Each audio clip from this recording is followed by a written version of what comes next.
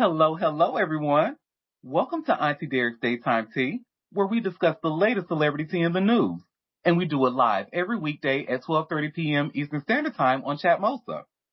I'm your host, Auntie Derek, and today is Friday, December 19th. Happy Friday, everyone.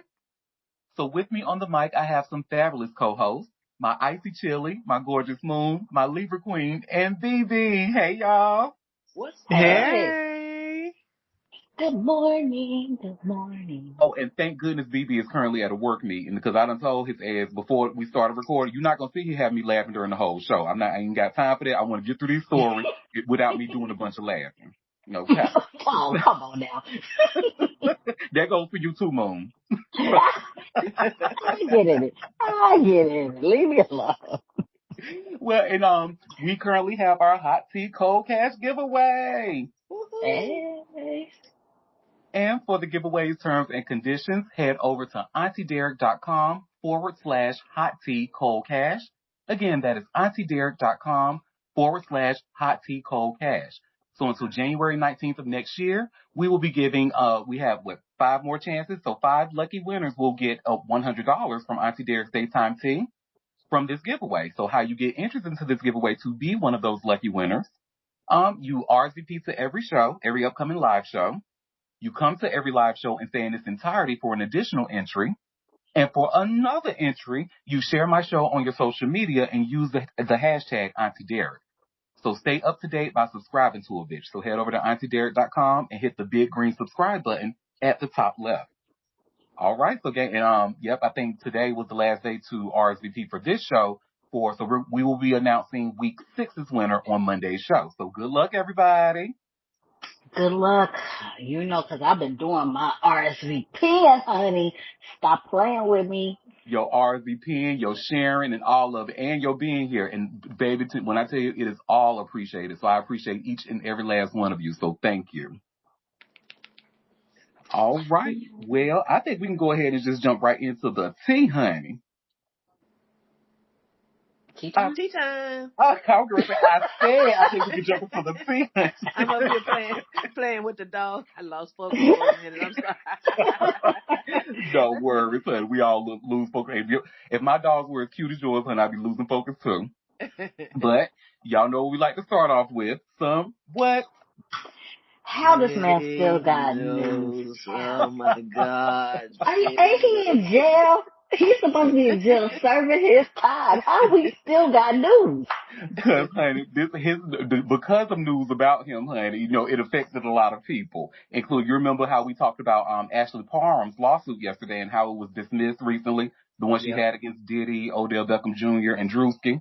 Mm-hmm. How's he get everybody? He just said, let's see what's everybody, sick. honey, and it got so messy that the Maui Police Department got into it and investigating it, honey. Now the Maui Police Chief is demanding an apology, honey. Ooh. Oh, Hey, he y'all said it's the biggest nothing burger ever. Girl, why you had me running around here looking for something? You lying. See? exactly that. And you see where it says here, Maui Police Chief seeks apology after outrageous Diddy lawsuit dismissal. Not the cops want an apology. They want an apology. They're like, They bitch, you played said, on my bitch, you top. had us running That's around here paying looking, wasting man hours looking for something. Your ass up here lying. Oh my gosh. Well, earlier this year, Diddy was sued by a woman named Ashley Parham. In her lawsuit, she alleged that she was sexually assaulted by the mogul and others at a party in 2018. Drewski and Odell Beckham Jr. were also named as defendants in the lawsuit. Maui Police Chief John Pelletier was accused of helping cover up the alleged incident. This week, the lawsuit was dismissed due to failure to prosecute. Reportedly, plaintiffs were told multiple times that the lawsuit would be dismissed if they continued to miss deadlines. The barrier to obtaining a counsel, therefore, does not appear to be plaintiffs' capacity to seek counsel, but the willingness of counsel to be retained in the matter, United States District Judge Rita F. Lynn ruled. There's no indication that this barrier is likely to resolve. This is over the truth, and this is over, and the truth has prevailed. Pelletier's attorney said of the dismissal per Maui Now. 9 months ago, my client was named in a federal lawsuit containing allegations that are so outrageous, so disconnected from reality, that we knew immediately that these were complete fabrications. This case died not because it was settled, he added, not because it went to trial, but it just collapsed under its own falsehoods. So the other day, December 17th, Pelletier himself addressed the dismissal. To those who threw out allegations or promoted a false narrative to those who threw out allegations or promoted a false narrative to those who hurt my family, you should be ashamed of yourselves and your actions, he said. Not only do you owe a long overdue apology to my family, it should be louder and more vocal than the false narrative you helped spin. Maui County Mayor Richard Bison also recently issued a statement. He previously recommended that the police commission place Pelletier on leave amid the lawsuit. I am grateful that the civil lawsuit against Police Chief John Pelletier was dismissed, and I am confident that the judicial process functioned as it should. It begins. I extend my aloha and compassion to Chief Pelletier and his ohana who have endured a prolonged and difficult process. Not him trying to use Hawaiian language. I'm sure he probably said, girl, fuck you. First he asked him to recommend him for a leave, during the lawsuit. And then go say, well, I want to shout out to him, aloha, and shout out to his ohana. He's probably like, girl, fuck you. Don't talk about my ohana.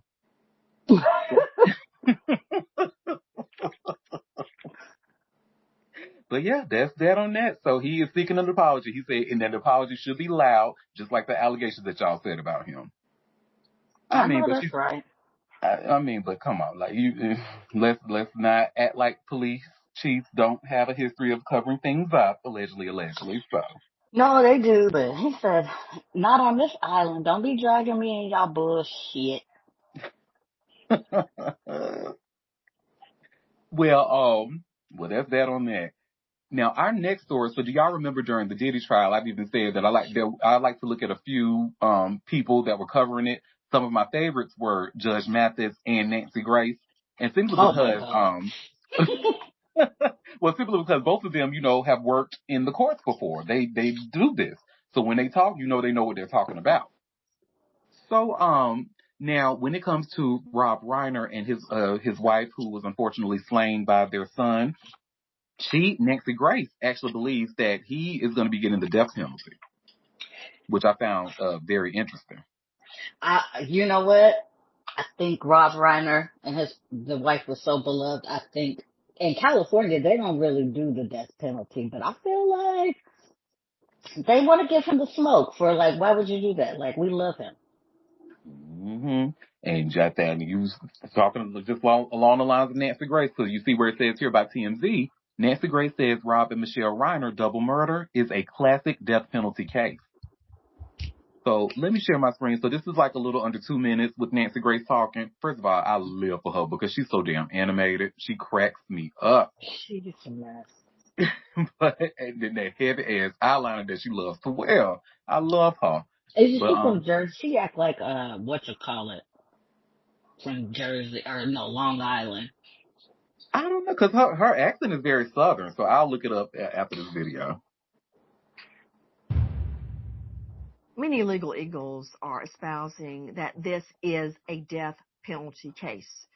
I notice that the prosecutor has hedged on whether he will actually seek the death penalty. Is it a lot of bark and no bite? Let me just say that is up to a jury to determine, not you, not me, just the jury. But the prosecutor has to present it to the jury for them to have that choice. If we're going to have a death penalty, this is the classic case for seeking the death penalty. What is justice for Rob Reiner and Michelle Singer Reiner? I know this. I know that right now there are many injustices taking place, such as a torrent of abuse and claims that Rob and Michelle were bad parents, that they weren't strict enough with their son. You know what? Anyone taking a pot shot at them should walk in their shoes for the last 32 years, that they did everything they could to help their son, Nick Reiner. There have been a myriad of reactions and emotions to the murders of Rob Reiner and his wife, Michelle Singer Reiner, from people that knew the Reiners, including myself, who was kind enough to befriend me, be very kind to me during Dancing with the Stars when I was living out in LA. And for no reason, just a very, very kind, warm person. You know, that's all people have to say about them. It's like, how Mm-hmm. nice. Black, white, old, young. Everybody's like, this man was 100% dialed in, they were the nicest people. Like, who was the comedian? I forget. Finesse, I think his name is, or something. He said, Yeah, oh, yep. Finesse Mitchell. I saw that post on yeah, his Instagram. yeah, said he treated me like I was, like, he wanted to meet me. He was like, and I was so, gobsmacked. This is Rob Reiner. Like, come on. So, And did you see the where Tisha Campbell just came out and was like, Rob Reiner he's the reason why I do what I do. She said like he had a big hand in I'm paraphrasing of no, course, I and missed I it. thought it was TMZ covered it. Kendrick I thought it was funny. Lamar had great words for him. Everybody. Mm-hmm. I mean, especially in the black community, and valid black people, not people that's handed out passes to the damn cookout every 5 minutes because a white person blinked correctly. No. Like, for real, valid, like, these people were legit. Like the Nuggles. Hey. But back in the 70s and 80s, he was the poster child for, what was it, All in the Family? Where he was the liberal son of basically a racist kid, father who didn't want to see the change in the neighborhood of black people and blah, blah, blah. And he was like, no, Dad, this is what has to happen. And he has been that person in real life forever. That's who he is. Yeah. Agreed. And we looked it up, and Nancy Grace's hometown is Macon, Georgia. Well, I heard her actually. I hadn't heard her talk in a while. I was like, oh yeah, she is country. But she gives me the the medium, the psychic from Mm-hmm. Long Island. Not as anime, but that's what she gives with that damn blonde hair. And Mm-hmm. I like The story they had about that son, how he was acting that night. They went to that party and he was Conan. running up on people, talking about, "Are you famous?" He was out of his mind then, and then finally He got in probably an was high, argument with but his dad because his dad was trying to say, you're acting like an ass, and they wound up leaving the party because of him. I was so angry at him yesterday for some reason. I was thinking about it. I'm like, they need to bury this motherfucker and throw away the key for doing this to his parents. I mean, good people, good people. You went in there and I'm thinking, damn, the way they died, they knew they were dying. You know what I mean? Like, and they knew they were being attacked by their child. Like, my Yep, brain is just like short circuiting with that. Like, yep. whoa, that's too much. It was a lot. And now he hiding in court. His first court appearance, And he's then, sitting in the corner, don't want to be seen. Like, you we little don't never want to bitch, see you again, you ever. little bitch. Cause he knows, ooh, you nasty. And to do that to your siblings, like, you selfish piece of shit. Ugh. And people be like, oh, let's do more drugs. Y'all so fucking dumb. Get off them goddamn drugs. They don't do no good. They don't mean you no good. Get therapy. You got problems. Go seek help instead of seeking drugs. And we have a comment. It says, "And how about this Nick guy hired expensive defense lawyers?" Ooh, Oh, the Reiner that couple is part. known to be authentically nice people. Oh, Yes, he hired I said, bitch, you still going to jail. I don't care who you hire. You guilty, my dude. hmm. Well, speaking of guilty, hun, it's somebody else who needs to be buried that I really don't want to talk about. But child, did y'all see that Tory Lanez just had his first interview? No, Oh and he can boy. go to hell too. Child, girl, it's Go to hell. he really And can. why did they put, he could have been in the picture by himself. Don't, mm-mm. Well, y'all see here by way of all hip hop, Tory Lanez reveals legal bombshell in first jail interview, waiting on face to face with Megan Thee Stallion, honey. Bitch, What? and you'll be waiting.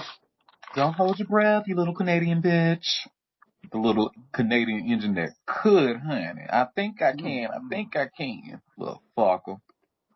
mm. Anywho, Tory Lanez opened up for the first time from behind bars about a potential legal breakthrough and a renewed push to overturn his conviction in the Megan Thee Stallion shooting case. The rapper says he has newly surfaced evidence that his team says was never handed over during the trial. Oh my God, how many times is he gonna say that? Girl. How many times he gonna claim it's more evidence that they didn't do in the trial? Boy, I bye. mean, I guess until he's literally blue in the face, I'm guessing. I don't know, because yes, he's tried to use the same argument before, and we see how it did not work. But speaking from the California's men's colony in San Luis Obispo, and if I said that wrong, I'm so sorry.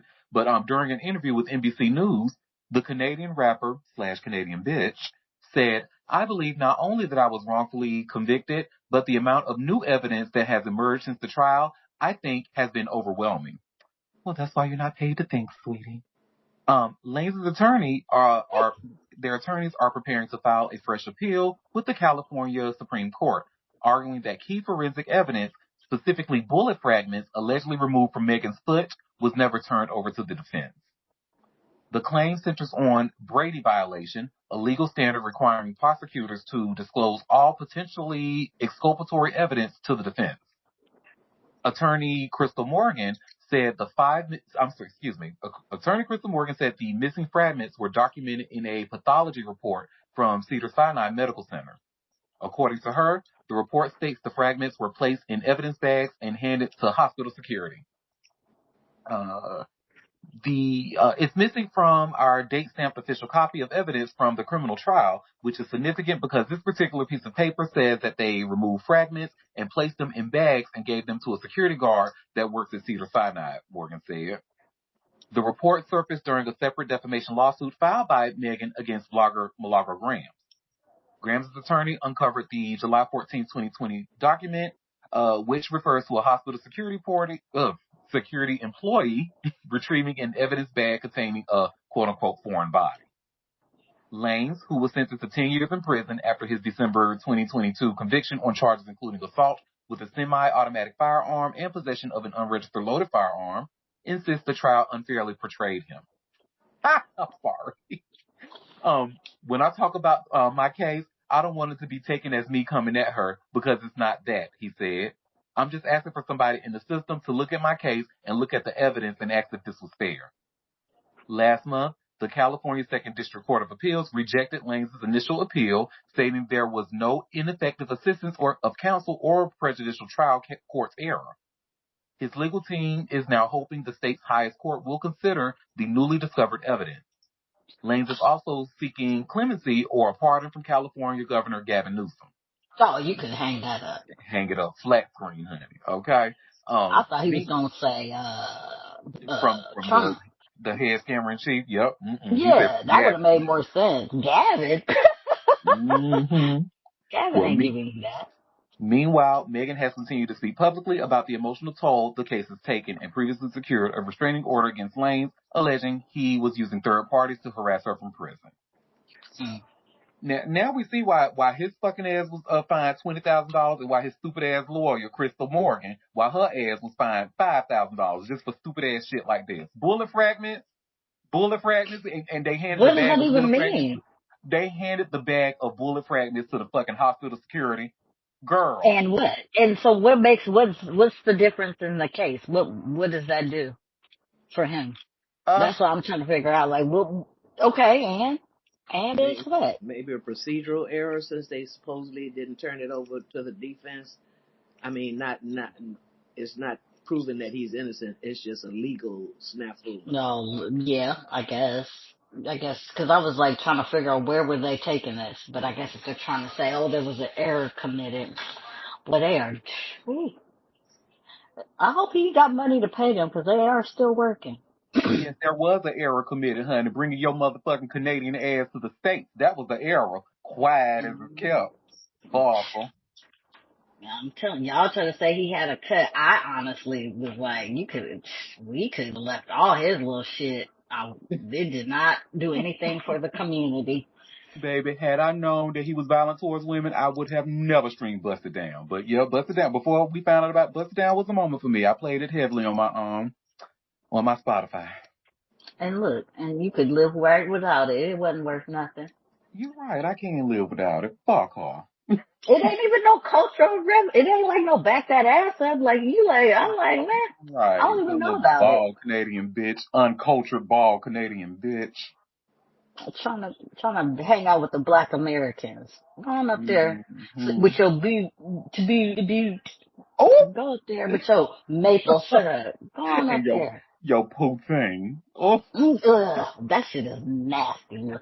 you know what? Oh, And let's unpack that for a second, honey. Because why is y'all putting gravy and cheese on curds on fries. y'all fries? That is too Why much. are we eating You cheese curds? Like, they're you just cheese. Let's eat that. Why we gotta eat the curd? you know Ew. what? Let's just stop because the first time a Canadian say something about a hot dog, I'm gonna be ready to fight. They're like, "Oh, how could you Oh, eat they that gonna get processed?" bitch slapped. They can't fight no goddamn way. Like Bitch, you ain't I'll gonna cuff slap the my hot shit. dog, bitch. I'll slap you with a hot dog. You know how disrespectful that is? Don't cuff my hot dog, honey. Yes, And I fuck and with it'll take all Canadians, but kinds. bitch, you would get your ass whipped. Go on sit down somewhere.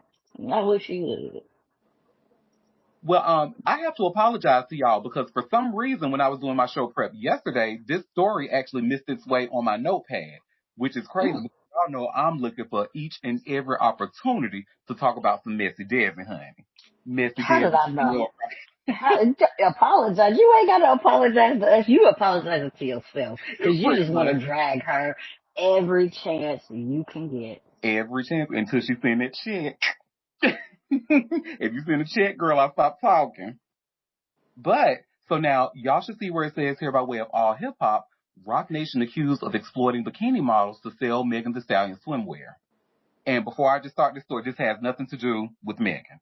It's just her swimwear. So, Megan Thee Stallion is once again at the center of legal tension as two New York models filed lawsuit against Rock Nation for allegedly misusing their images on billboards promoting her Hot Girl Summer swimwear line. Models Janelle De La Cruz and Tanoya Wade claim the Jay-Z-backed company breached its contracts by using photos from an April 2025 shoot in outdoor ads across Los Angeles and 3 other cities. According to court documents obtained by Billboard, both women had signed agreements limiting their use of their images solely to their social media platforms. De La Cruz was paid $5,000 for her participation, while Wade earned $8,700 plus agency fees. Their lawsuits argued that Rock Nation had a limited license to use plaintiff's likeness from the April 30th, 2025 photo shoot and knew that it did not have plaintiff's consent to display the images in billboard campaigns. The legal filings accuse Rock Nation of breach of contract, false advertising, and misappropriation of likeness. The models are seeking unspecified damages and claim the company was unjustly enriched by exceeding the agreed upon terms. Attorney Basil Hamide, who represents both women, told Billboard, "We take models' rights very seriously. We consider Rock Nation's unlawful conduct against our clients to be egregious." Although Megan Thee Stallion is not named as a defendant in either case, the lawsuit adds to the growing list of legal entanglements surrounding her brand. She recently won a defamation suit against blogger Milagro Grams involving AI-generated deepfakes and online harassment.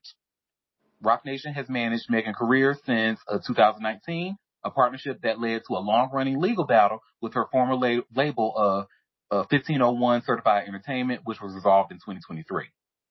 The swimwear line at the center of the current dispute launched in May as part of Megan's broader push into fashion and lifestyle branding.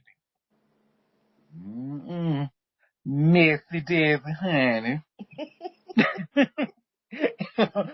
That's what y'all doing at Rock Nation, honey, under your watch, Messy Daisy. Well, you know what?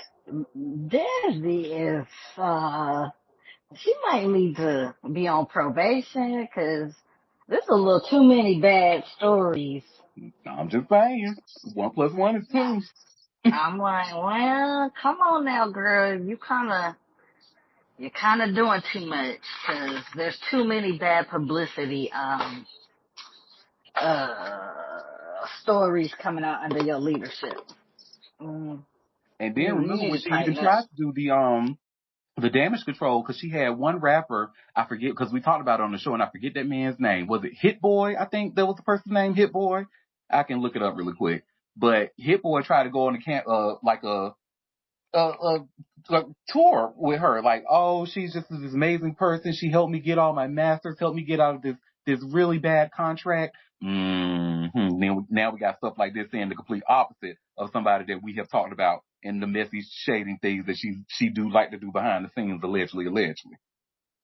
Mm. Hmm. So yes, I cannot believe this missed my notepad yesterday, but I'm glad. Look, we was gonna talk about it though, because y'all know I got her ass on my Google alerts, honey. So every story they could say, oh yes, Messy Des went around the quarter to take a shit, honey. I'm gonna be watching. Oh, where was she taking a shit at? Whose house was it at? I'm gonna be looking at Messy Des, honey. You come for the wrong bitch. I'm just letting Not you on know. the Google alerts. Honey, I got her ass as soon as Look, soon as a new story drop, baby, I get a notification. look, and this is a minor infraction that Messy Desi. Could you imagine if something really was like, you were really at this bitch's throat? Like, Listen, ooh, there's a reason why people don't fuck with me. I'm just as sweet as pie, look, honey. I But look, respect it. I respect it, honey, 'cause I would too. But still, I'm like, damn, bitch. yes, when I got that email, honey, talking about Twitter removing one of my posts, honey, because of a copyright something through Getty Images, I was like, oh, okay. So Messy Daisy do like to use her connections to do her bidding. Just like she did with her daughter, allegedly. Oh, hmm Oh, and Dr. you're, Daniel Bober, we ain't forgot about you, bro. We ain't forget about you, oh, Dr. Daniel. oh, don't mess with the Aries, honey. Let this be a lesson, kids. Well, now this is actually, DJ Mustard is actually not looking really good right now. The stuff that he's doing is kind of looking real narcissistic. Like, so I'll explain more. Let me get this TMZ article. So you all should see by way of TMZ where it says Mustard files for sole legal custody of his kids, wants $30,000 in sanctions from ex. So remember, we actually talked about their breakup or their divorce here before, like a few months ago, but really didn't go into much detail. But this, when I tell you, it's not a good look. So, Mustard is on the beat and on his ex-wife Chanel Tahiri's case, claiming she's been blasting him on social media, and now he's asking the judge to give him full legal custody of their kids over it. In court documents obtained by TMZ, Mustard, whose real name is John McFarland, says he wants sole legal custody of his and Chanel's 3 children, Kylan, who's 13, Connor, who's 10, and Cody, who's 6. The ex-couple shared legal custody of the kids under the previous order.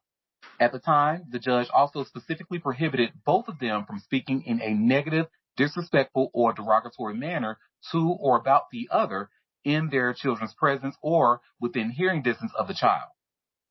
In new court papers filed by attorney Samantha Spector, Mustard alleges Chanel violated that order by making disparaging social media postings about him, including Chanel posting to Threads on October 26, writing, "Dejan, I know you're reading this.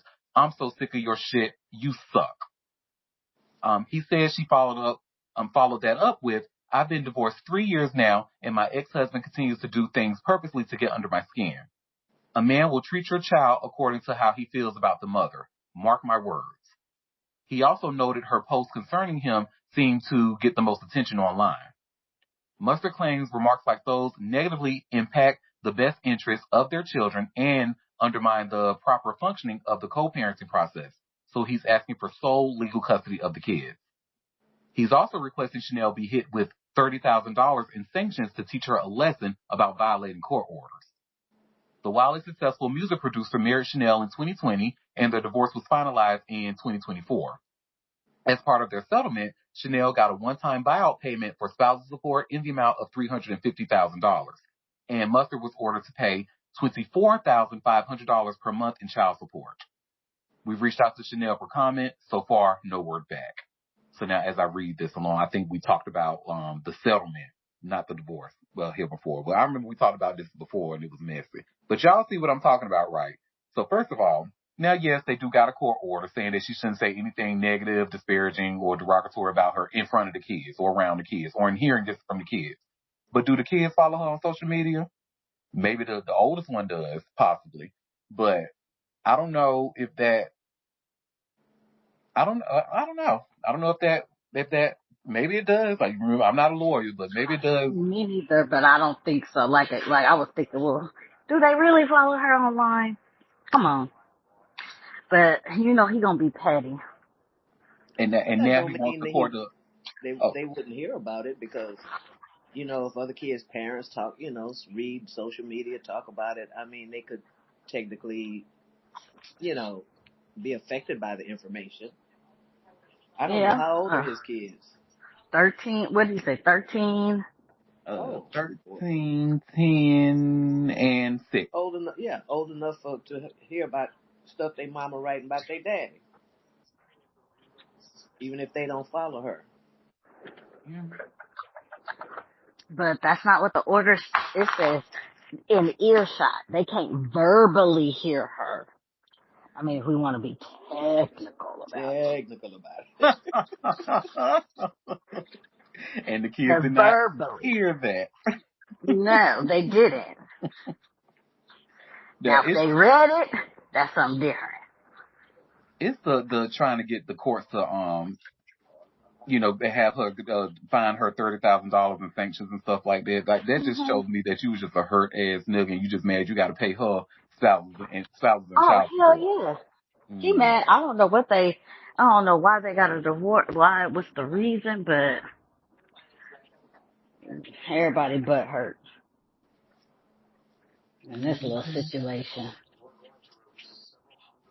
Child, well, speaking of butt hurt, honey, let's talk about it. Because you know who usually, a lot of times when a male celebrity, especially like, it's how, especially in the NBA or the NFL or something, when they have like a really public or nasty divorce, usually, the ones who support the men the most are other men. And they usually say some not so nice things about the women involved in it, right? We've seen it with our own eyes, baby. And Tiana Taylor and Iman Shumpert are no exception. And I was gagged, honey. I'm like, really? Who So is speaking on Tiana? some podcasts, but it's a bunch of men that's really doing it. And this article pretty much sums it up. And you see where it says, by way of all hip hop, Iman Shumpert and Tiana Taylor divorce details have men enraged. And baby, they not lying when they say enraged. These men were living. I'm like, damn, do y'all want this nigga to fuck y'all? Y'all want to be his wife? It's like, this is crazy. So Iman Shumpert and Tiana Taylor have officially closed the book on their marriage, money and all, and the final numbers are the kind that make even seasoned hip-hop observers blink twice. The former NBA champion and the singer, actress, and entrepreneur are now legally divorced, with court documents revealing a settlement that sends more than $25 million in assets Shumpert's way, straight into Taylor's column. So the couple, who were married for 8 years and built a public image around love, creativity, and family, quietly began divorce proceedings back in January of 2023. The case wrapped up in June of 2024 in Fulton County, Georgia, but the real shockwaves did not hit until the financial details surfaced. What was once a private split suddenly became a case study in how marriage, money, and legal structure can dramatically reshape fortunes. According to filings, Taylor is set to receive a $10 million cash payout, along with 4 residential properties valued at roughly $10 million combined. Those homes were part of the couple's shared real estate holdings and are now being transferred fully into her name. And in a fleet of luxury, add in a fleet of luxury vehicles, and the numbers climb even higher. Taylor walks away with a Maybach valued around $300,000, a Mercedes-Benz Sprinter estimated at $80,000, and a custom tour bus with worth approximately $100,000. That alone paints a vivid picture of the lifestyle the two maintain while together. So, I read all that because I'm about to share my screen and show the video. So what podcast was this? This is from the Highly Dysfunctional Podcast. And, whomever were the hosts on that podcast, and y'all gonna hear it for yourselves, honey. This is, child. Give me 1 second. Let me tell you why I think Tiana Taylor's a piece of shit. Let me say this, man. And this is the problem in the black community with our women. We got queens, we got princesses, and we got roosters. Now, when you married this man, you knew this man had way more to offer. Way fucking more to offer than you could. Nobody was buying your fucking records. Nobody gave a fuck. Nobody gave a fuck about you. Oh my God. Cut the shit off. Oh my God. You coming in to coming to America, all of his hype, you fed off of it. So you was a trifling, no good bitch. Wow. Yeah, I don't really you ain't know got no fucking talent. You a trifling. She's a great dancer. She's a piece of shit. She ain't got no talent. She can't sing. No talent. She raped him. You know what I'm saying? She get all his money. That bitch don't deserve none of this shit. 50-50. Nah, that bitch don't deserve none of this shit she got. Fuck out of here. Bitch don't deserve shit. He said 50-50. Who the fuck gave a fuck about Tiana Taylor? I don't really know about it. I just seen like the blogs and Who shit. Who the fuck gives a fuck about that bitch? She looked like a young Dionne Warwick. Who the fuck gives a fuck about she's her? gorgeous.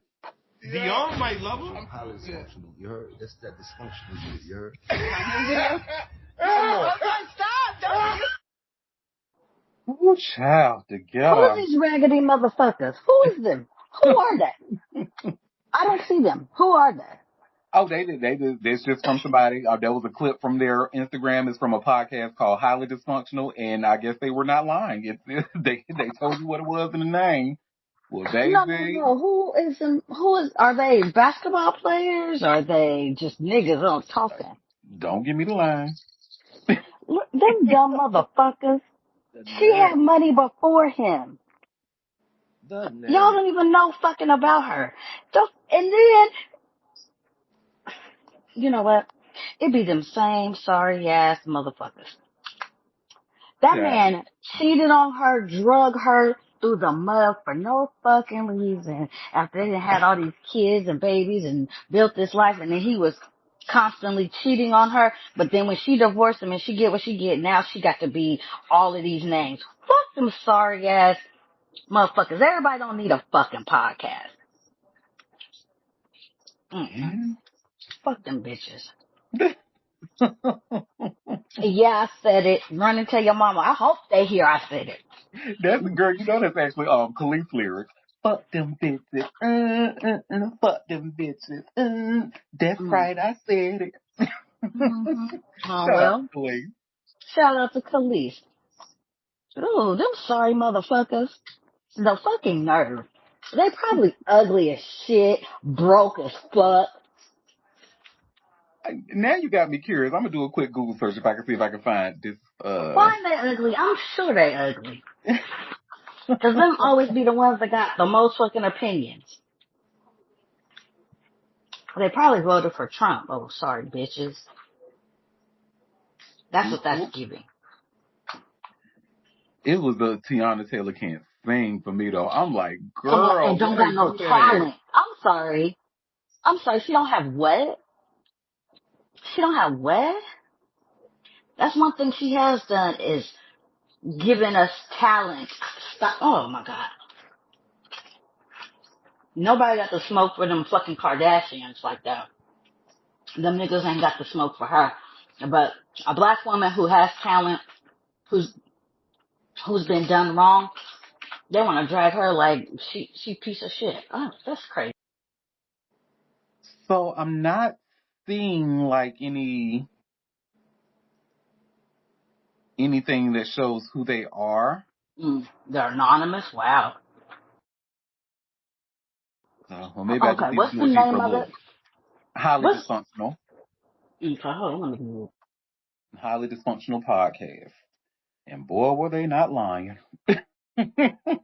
And then you heard the girl up in there was giving very much Angela Yee, who I should say giving what Don't get me started on Angela Yee. is given Oh what K God. Michelle accused Angela Yee of doing, and pretty much not being a girl's girl, and sitting there, that girl who was sitting there on the side with them, just letting them like. She's such a docile. Oh, she's so timid. Oh, she get on my nerves. She cannot interview. She's terrible. I hate it. As much as Charlamagne get on my fucking nerves and Envy acts slow, she was the fucking worst. Actually, I didn't hate her, and she does Mm. have certain moments when it comes to interviews. So I'll give her that. I didn't. She's not a I like her strong a lot better interviewer. than I like Jess Hilarious. That's for damn sure. Well, I don't even count her, but um, this supposed to be your for real job, girl, and you're terrible at interview. All these years, you're still terrible at asking questions and interviewing people. What's the name of that damn podcast again? I'm up here talking highly Dysfunctional. dysfunctional. Yeah, I don't know if you'll be able to find anything. I was looking, I couldn't find anything.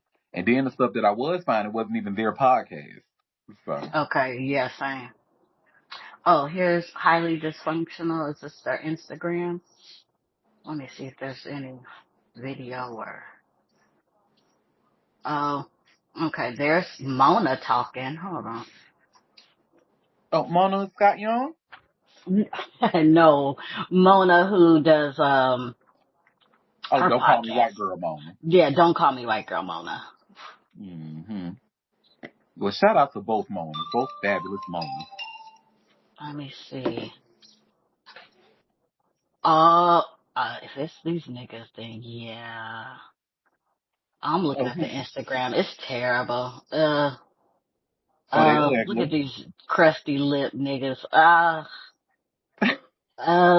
oh God. Not talking shit through crusty lips. That's crazy. Oh my God. Oh, this nigga here. Oh, please. Be fucking for real. Mm-mm, Well, the lesson of the day, kids, be fucking for real. mm-mm, mm-mm. He can keep it. You shut the fuck up. Yeah, it's a highly dysfunctional. I can just going through the Instagram. Oh yeah, nah. Yeah, nah. They can Mm-mm. fucking shut the fuck up. How about that? Well, thank you for that, Moon. Because of that, I will not be going to go and take a look for myself. It sounds like I don't need to. You don't. You ain't missing nothing. Fuck them bitches. Oh, yeah, he's terrible looking. Oh, yeah. Oh, I clicked on some more. Oh, yeah, no, fuck him. Girl, get that off your phone before it get up in your algorithm. No, I'm on my computer. It's a light one too. Oh, and I think they probably Gen Xers. Oh, it's terrible. They look, the old ones though. Mm-mm. Um, Oh, he got a gap. It's like the size of Milwaukee, child. It's oh my huge. God. Mm, Fuck them. Okay, carry on. Well, you know who else is saying fuck somebody, honey? There's a jeweler that's out here saying fuck Terrence Crawford. I don't give a damn if his ass did retire now. Fuck him. Hey, you know why he said that? Because y'all should see here by way of TMZ. Bud Crawford sued by jeweler over allegedly blowing off deal to promote shop.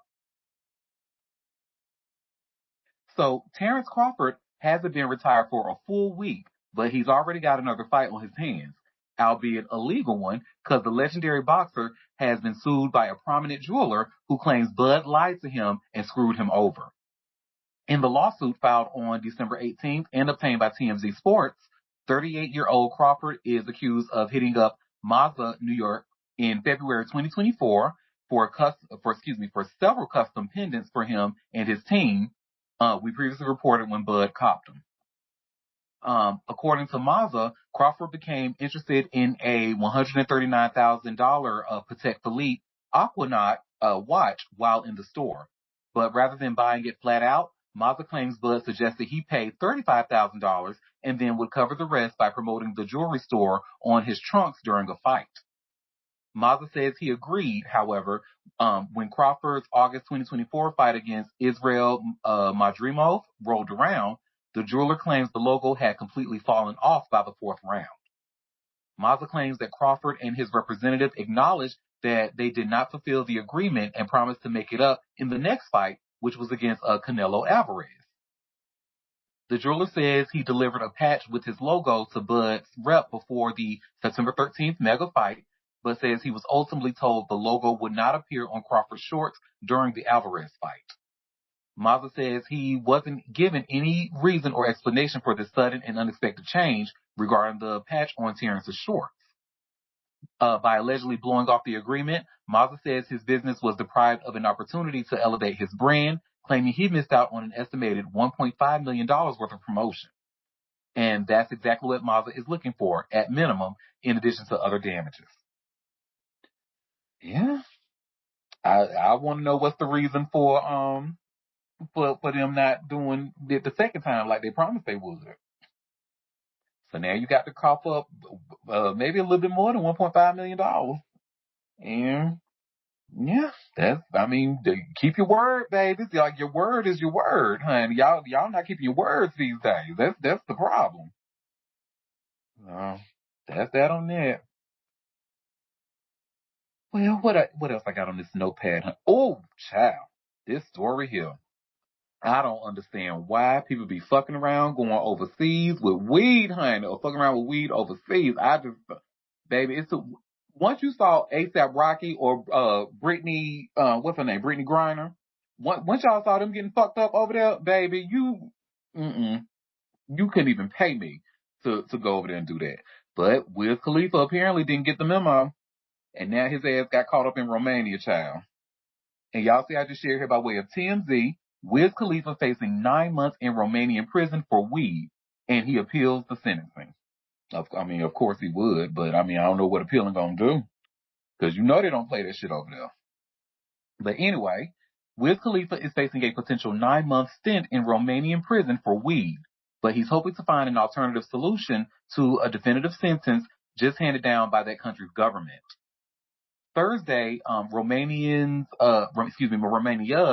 is that Constata Court of Appeal upheld an appeal filed by DIICOT, Constata Territorial Service, a prosecutor's office in the country, to sentence the young, wild, and free rapper to 9 months, despite a previous citation that only fined him 3,000 lei, which is roughly $700 in USD. Sources close to the situation informed TMZ Hip Hop that nothing is set in stone just yet. His team is currently in the process of appealing the sentence. Wiz was arrested and briefly held following his performance at Costanesti's Beach Please Festival in July 2024, where he lit up a joint while dancing to Dr. Dre and Snoop Dogg's The Next Episode. Romanian drug laws are strict, and it could be an uphill legal battle. Oh, ain't no could be about it, baby. It's going to be an uphill legal battle, honey. Because they already done find your ass the first time. You thought because you Wiz Khalifa, shit didn't stink. You didn't believe shit stink, and now you sitting up there taking a big whiff in Romania. You see it stink like hell now, don't it?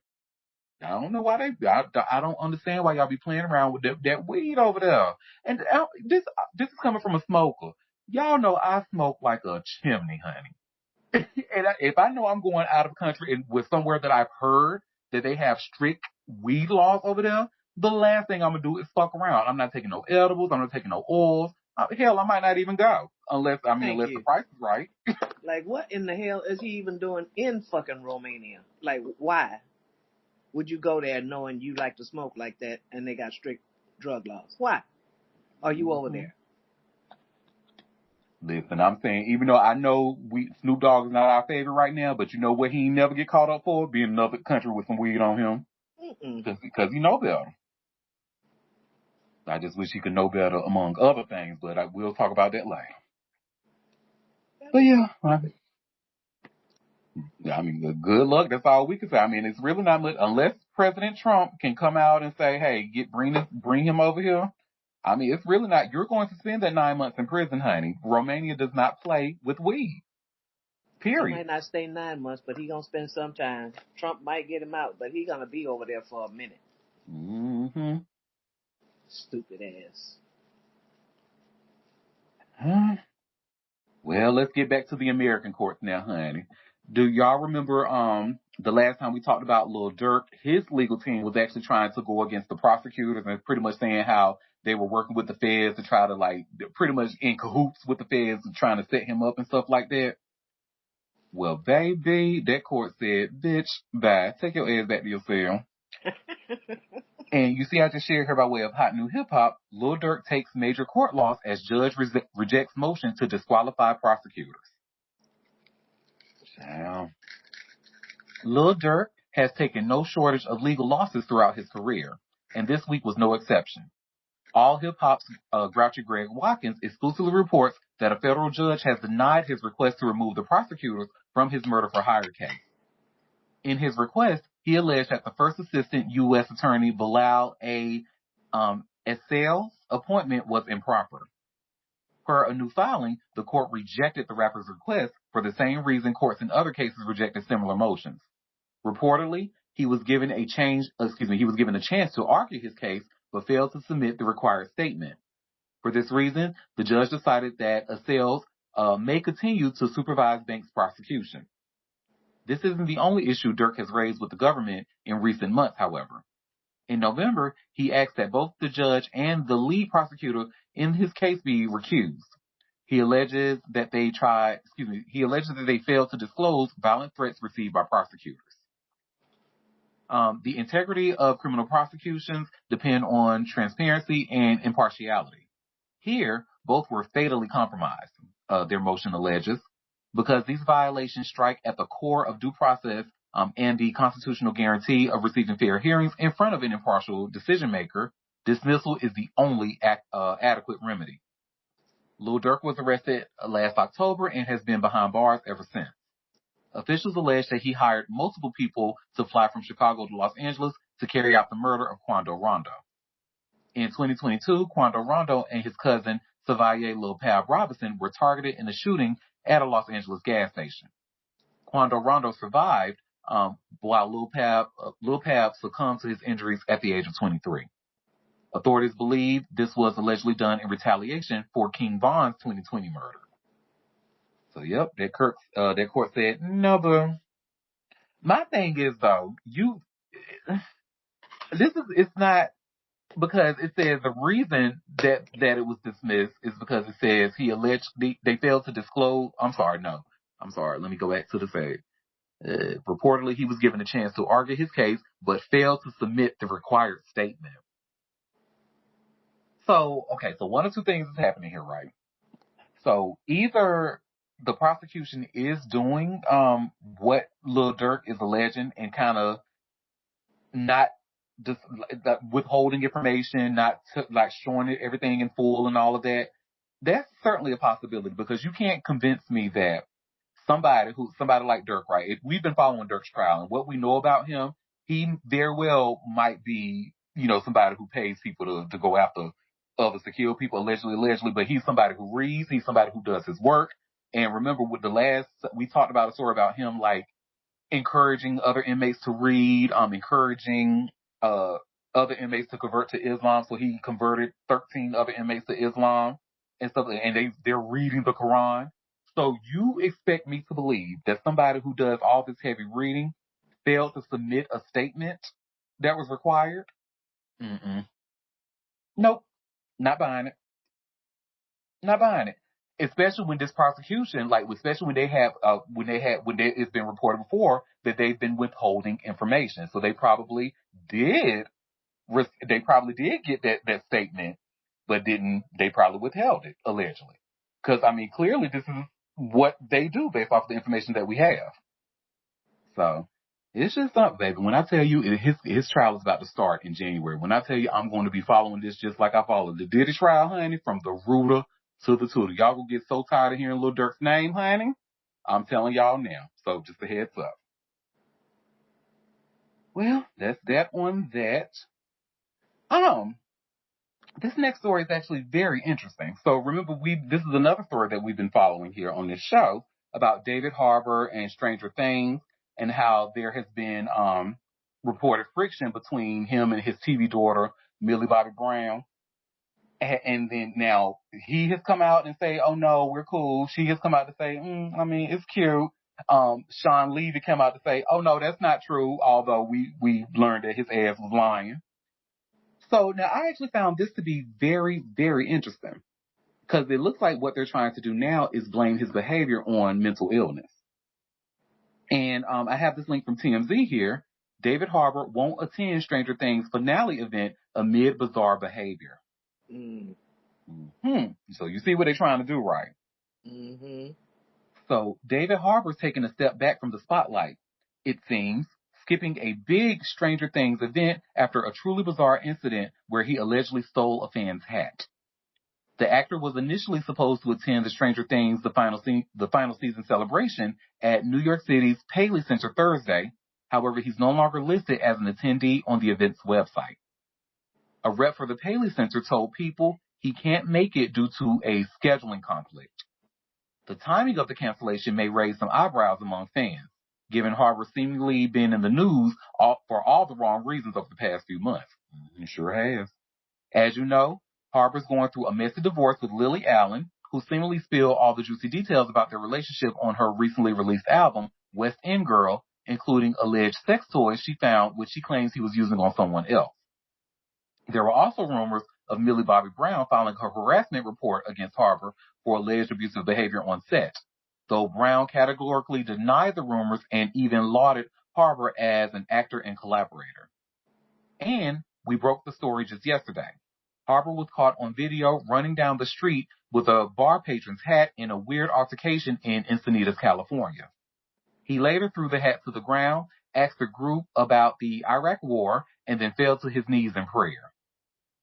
A source with direct knowledge told us David has always been honest about managing his bipolar disorder. Wouldn't be surprised if that's what he's dealing with here after working nonstop all year and having his personal life under public scrutiny. That will be stressful for anyone, but even more so for someone who is bipolar. Worth noting, Harbour isn't the only major cast member sitting out the event because series star Brown will also reportedly not be at the Paley Center this evening. We've reached out to Harbour's rep. So far, no word back.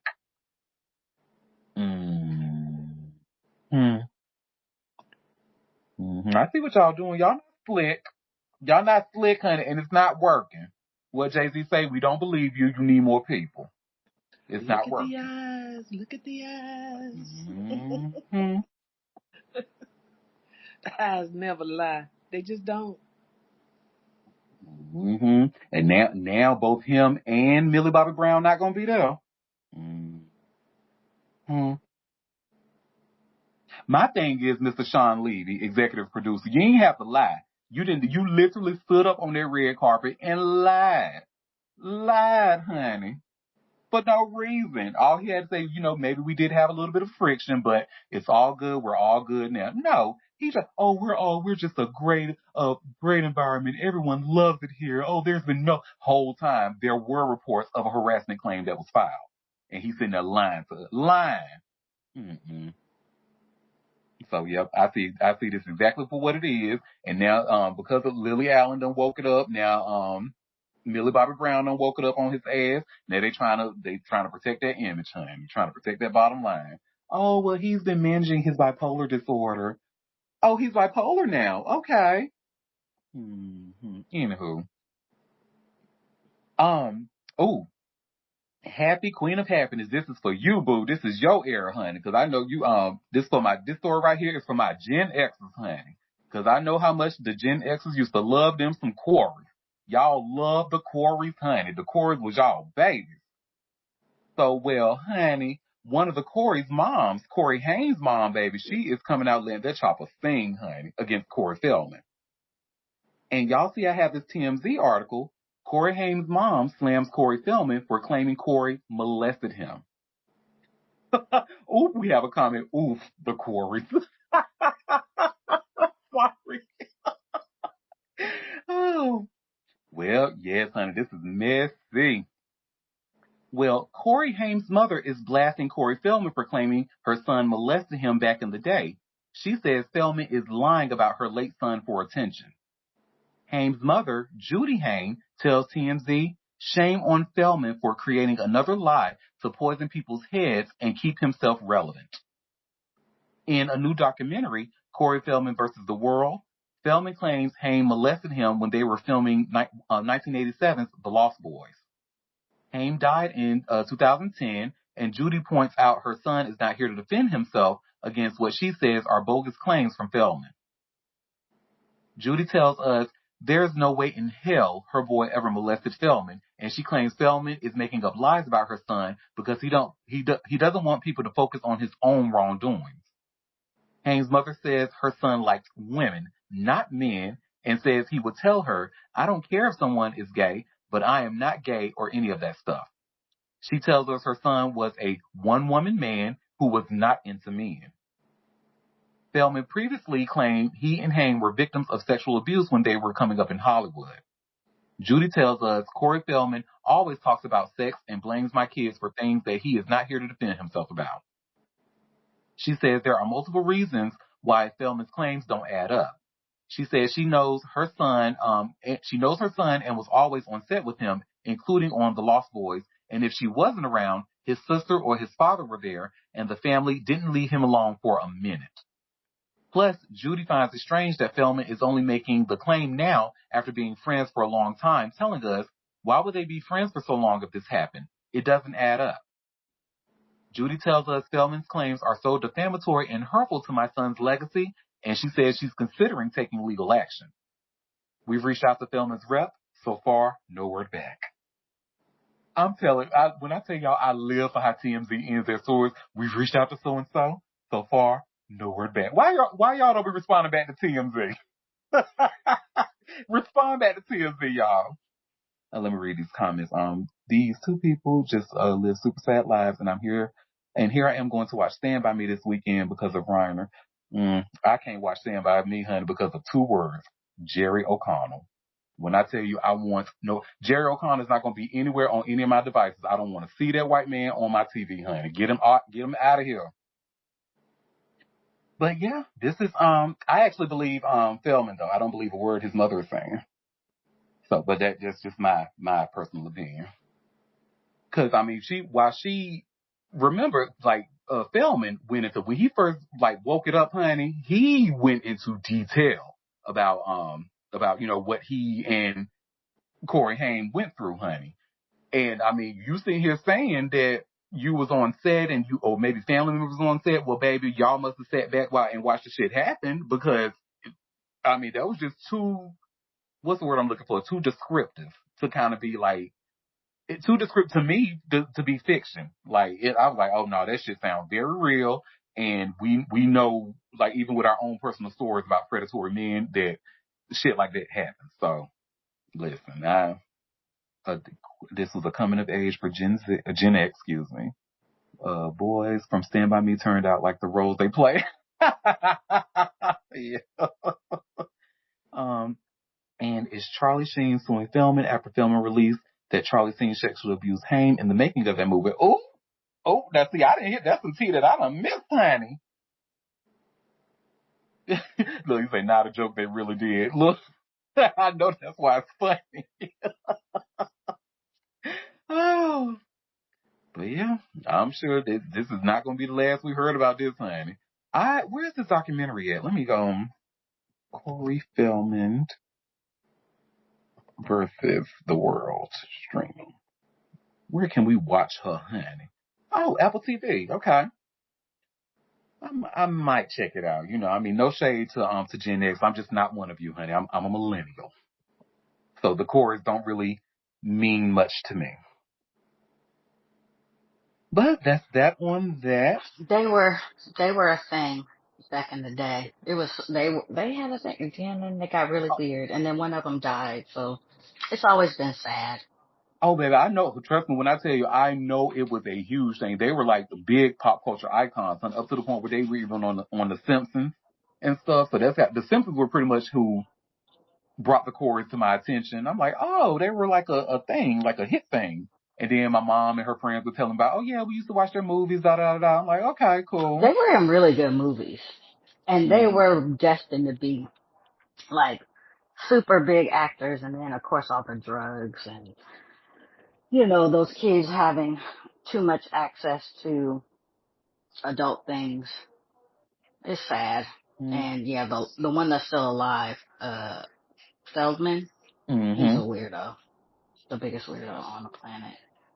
He a weirdo, honey, but he was the one who woke everything up, and that's the one I'm like, I mean, the way he was talking and the stuff that he was saying, I'm like, this is just too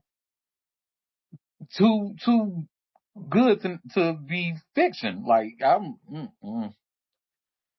but now the mama done entered the chat, honey. So we about to, and she said she might consider legal action, but if you do that, girl, yeah, I'm just saying, you be careful because you might want to. That might open the can of worms if you want to keep closed and protect your son's legacy. I'm just saying. So that's that on that. Well, someone else that I truly don't really care to talk about, especially after learning his politics, Russell Brand. Um, well, he Oh, used to that be fucker. that fucker, honey, and he used to be married to Katy Perry's ass. Yeah, she like weird people, but yeah. Mhm. Who Yeah, I cares? remember. And he's a fucking Trumper. He is indeed, and they actually just caught his fucking ass at a Turning Point USA event. And he was talking about Katy Perry's new relationship with Justin Trudeau. So I actually thought this was He should kind have of funny. minded his own business. Now he got me up there sticking up for Katy Perry. Why he in her business? I ain't sticking up for neither one of them. And to be quite honest, I love the mess. But that's why I'm sticking. Mind your business. Cause wasn't he dating somebody weird too? He had a little fucked up relationship here recently. You need to pay attention to that. Mm-hmm. Well, this is my coffee break story. So while this video was playing of them asking him about what he thinks of Katy Perry and Justin Trudeau, because I found it interesting. He actually said he liked Orlando, but he just don't like Trudeau, and he'll explain why in this Cause video. he's a liberal. Yeah, yeah. So let's see what he has to say. Give me 1 second. Look, Katy Perry, I was married to her. I love her still, and I'm glad that her mum's in the room to hear me say this, but look, I was okay with Orlando Bloom. But Justin Trudeau! Come on, man! Don't put me in a category with that guy! That globalist stooge! Your ex-wife is now dating a guy who should be deported, Justin Trudeau. Do you think the way that you've turned out, she actually might be the catalyst for people becoming super based? I've got nothing but good things to say about Katy Perry, or indeed anybody. Justin Trudeau, on the other hand, oh man. Like, look, the biggest threat to our society are political leaders that have no authentic power, that seem to be operating on behalf of global bureaucracies, that seem to get kind of auditioned into political power. I'd like to be positive and forgiving and loving. It is a message of forgiveness and loving that I'm here to share. And I will say he's got a nice haircut. I'll take Black that. up less. Black up less. Hairdressers more. Whether I've been glib and flippant about Justin Trudeau, he's a child of God. He deserves love and he deserves respect and he deserves happiness, and I pray for that for him. I pray for it for all of you. Don't pray for me, girl. Where your prayers is coming from, I don't want that kind of prayer. But yeah, that's that on that, honey. And sorry I had to put y'all through that with his annoying voice just for the sake of me going to get some coffee, but hell, it is what it is, shit. So that's that on that. He doesn't like Trudeau because what was the word he used again? Hold on, what was that? He said he's a globalist stooge. Okay. Well, got 3 more stories left. Well, no, actually 4. Thanks to Moon who gave us that last story. But yeah. So now this next story here, Nicki Minaj and 6ix9ine, honey. So I don't know if y'all remember. Y'all, I'm sure y'all don't remember this, but they had a song back in 2018 called Fifi that was actually very radio heavy, and it did really well.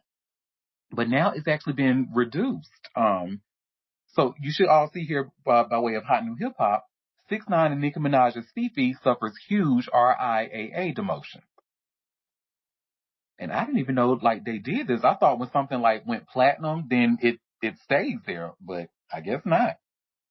Well, 6ix9ine and Nicki Minaj's 2018 smash Fifi has received some major revisions to its RIAA certification. You could even call it historic because the once 8 times platinum single now holds 5 million units sold. According to Pop Fusion, it's the first time this century that anything has happened like this. Per RIAA's website, the update was made on Monday, December 15th. And if you were curious, Fifi sold 8 million units on September 5th of 2019, according to chart data. It was especially impressive back then as 6ix9ine and Nicki dropped the collab in July of 2018. Overall, this doesn't instantly wipe away anything the song did. It was unavoidable on the radio, on streaming playlists, and on social media. The music video has over 1.1 billion views. Moreover, it debuted at number 4 on the Hot 100. However, this does make you wonder if botting was going on to make the track just a bit more successful. That theory will almost certainly come to light as we await an answer from RIAA. As of yet, they have not clarified why such a drastic change was made to Fifi. But shockingly, that's not the only wild thing to report. If you notice on the RIAA site, Nicki Minaj's name is nowhere to be found. So that means if the track ever achieves diamond status, which is 10 million units, she won't receive a plaque for that. Of course, things could change to where her name gets re-added. After all, she's got feature and writing credits on DSPS. But that is worth mentioning right now. Overall, it is going to be interesting to hear what the RIAA has to say about this if they decide to speak out. For 6ix9ine, though, this news comes at a bad time. Earlier this month, the Gummo songwriter was sentenced to 3 months in prison over his handful of probation violations. They stem from his infamous 9 Trey Bloods RICO case. Despite being labeled as dumpster fire by the judge who delivered the punishment, he decided against the prosecutors who pushed for a lengthier sentence. Mm-hmm. So yeah, that's really interesting. Like for a song to be 8 times platinum, and now I think they're saying that it's 5 times platinum now, but they're alleging that maybe bots causes. I'm gonna follow this story because this is strange. Because I mean, I'm trying to see, because especially with the RIAA not even like responding to any questions about it, like are they just doing this because they can? Like what's going on? But we'll find out. And that is that on that. This next story here. So Jelly Roll. Jelly Roll is, I guess, no longer considered a felon in Tennessee because he was pardoned. And y'all see, I just shared here by way of TMZ, Jelly Roll pardoned by Tennessee governor, for a felony robbery, drug convictions. So, Jelly Roll, his slate is officially clean. Tennessee Governor Bill Lee granted the country star a full pardon Thursday, scrubbing the country star's felon past. The need-a-favor hitmaker has never tried to hide his troubled history. He was in and out of jail for about a decade, beginning at the age of 14 for convictions including aggravated robbery, drug possession, drug dealing, and shoplifting. His felony convictions include a robbery when he was a teen, for which he was tried as an adult, and drug charges at 23. Now, those felonies are removed from his record, and he will have an easier time booking international tour dates and carrying out Christian ministry adjacent work without having to go through the extra red tape, child. You know what? Had I saw that part in this story, I wouldn't even have read this, y'all. Anyway, I'm sorry. Anyway, Jelly Roll has long used his story as a story of redemption, letting other criminals know they too can turn their lives around. Governor Lee certainly agrees, telling reporters Thursday his story is remarkable and is redemptive. and it's a redemptive, powerful story, which is what you look for, and what you hope for. The exciting news comes after the musician was endorsed for a pardon by the Tennessee Board of Parole with unanimous vote back in April. So y'all only pardon him so he can go and spread Christian ministry internationally. Okay, girl. I tried to take that Christofascism, honey. I tried to say, but good for him. That's cute for him. Hopefully, he I'm sure it's a lot of black rappers, maybe some in because he used to rap. Jelly Roll used to rap with 3 6 Mafia and all them and stuff. I'm sure it's somebody that Jelly Roll know that could use a pardon and have they slate wipe clean. I'm sure. So yeah, good for him. Anywho, this next story. So unfortunately, Gorgeous Moon, I do have to talk about Angela Yee once more. So unfortunately, she just lost her brother, and I actually saw that on her Facebook. Not too what was the other day? She posted like a family photo of her mom, dad, and brother when her and her brother were younger, and she put like the heartbreaking emoji. So I'm like, ooh, what happened? Because initially I thought it may have been the dad that passed away, but no, it was her brother. And I just shared this link here from All Hip Hop. You should see where it says Angela Yee's brother passes away and she issues urgent health warning. So Angela Yee confronted grief and urgency on her Wait Up with Angela Yee platform in New York City as a veteran radio and media personality revealed the sudden death of her only brother while urging listeners to take health warnings seriously and prepare for the unexpected. The emotional disclosure unfolded during a raw on-air conversation that quickly shifted from personal loss to public service. Yee explained that her brother died from an aneurysm after experiencing days of intense headaches that did not initially register as a medical emergency for him or his family. The first sign something was wrong came through absence rather than alarm when he stopped responding in the family group chat. He's very active in our group text, like in our family chat every day, Yee said. He's a person that if you call him, he's going to answer. If you text him, he answers right back. That silence prompted action. Yee said her mother used a spare key to enter his home and found him on the floor. Emergency responders arrived, but protocol required a prolonged wait for police and the medical examiner before the family could return inside. Because he was alone and appeared to have fallen, authorities had to rule out foul play. Doctors later confirmed an aneurysm as the cause of death. Yee shared that her brother had complained of severe headaches in the days before he died and tried to manage the pain on his own. He had been saying he had really bad headaches a couple of days before that. They were so bad he had to take 3 Advil, she said. When you feel pain like that and it feels out of the ordinary, it is important to see a doctor because, again, you never know what could happen. Yee acknowledged how easy it is to minimize symptoms, especially for people who consider themselves healthy and active. I probably would have did what he did, take some Advil and go lay down, she said. Beyond the medical warning, Lee spoke about another reality families often avoid. At 51, her brother had never discussed burial preferences or end-of-life wishes, leaving relatives to make weighty decisions during shock and grief. They're like, does he want to be cremated or does he want, we never even discussed that, she said, excuse me. An arrangement moved forward. Yee asked friends and listeners to send photos for a memorial slideshow to bookangelaYee@gmail.com. So sad. And Angela Yee is absolutely right, honey. And you know who black people, we are good for this, honey. We are good. And I'm speaking from experience myself. I'm no exception. If I have like a headache or something, a headache that seems out of the ordinary, more painful than usual, I'm just like what her brother would have did. I would have made, let me take some Tylenol, let me take some Advil, keep it pushing and go on about my business. Whole time, I need medical assistance. Like I need to be examined. And unfortunately, her brother is no longer with them. So condolences to her and her family. That is just really sad. But I'm glad I hate that she had to be in a position to do that, but I'm glad she used her platform to do that because she's absolutely right to say that. And we need to start being on top of our shit for real. And I know it's going to be hard, y'all, especially with the news of healthcare and stuff like that. But y'all, we got to get it together. And I'm talking to myself too, so I'm no exception. Well, that was all the tea that I had, but and I'm getting ready to ask y'all, did y'all have any tea that you want to share?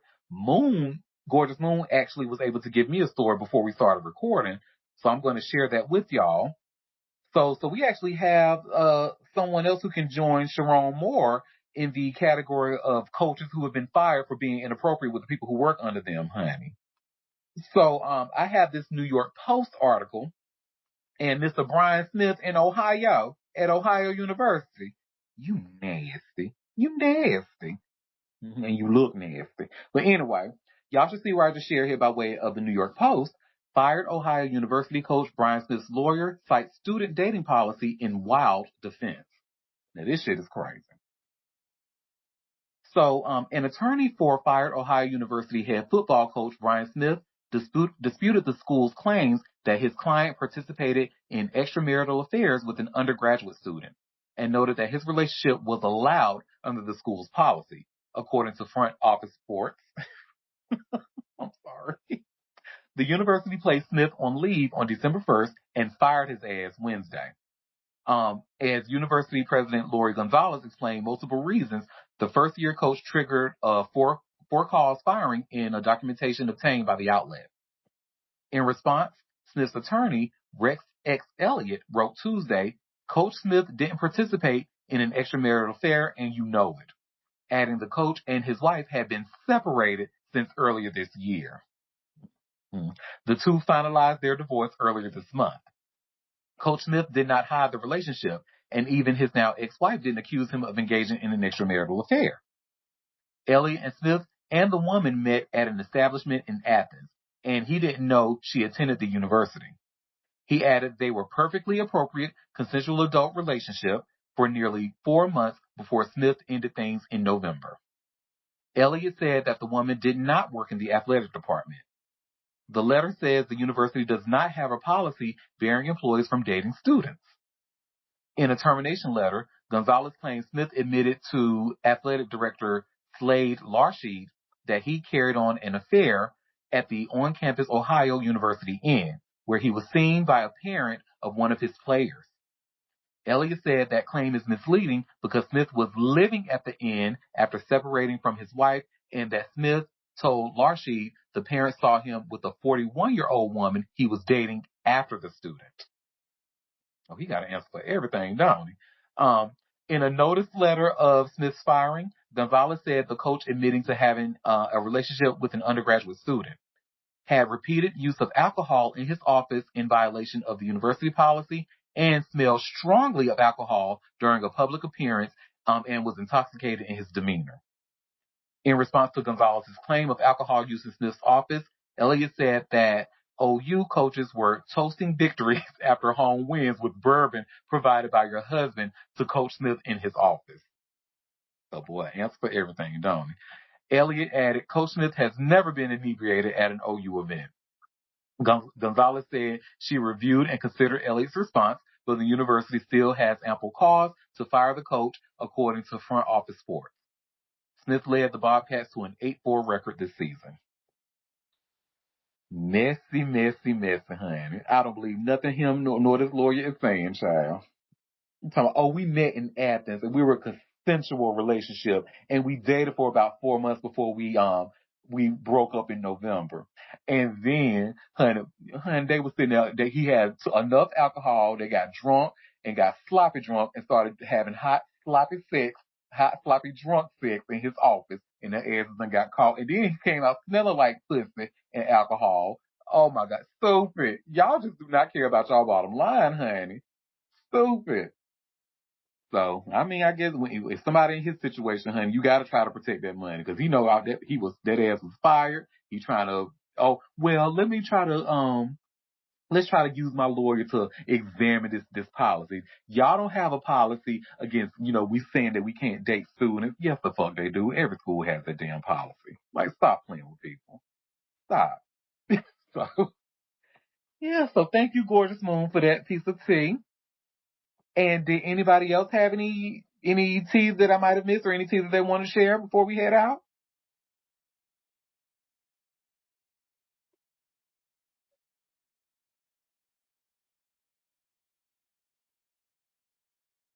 All right. Well, thank you all for taking time out of your busy day to come and sip tea with me. Do not forget about the hot tea cold cash giveaway. Still get those entries in. I'm gonna set up the Monday show so you guys can start getting entries in for the next week. And thank you for your support in all of this. We will be back on Monday at 12:30 Eastern Standard Time for a live show if you can make it. And until then, I hope you all have a fabulous weekend. Bye, guys.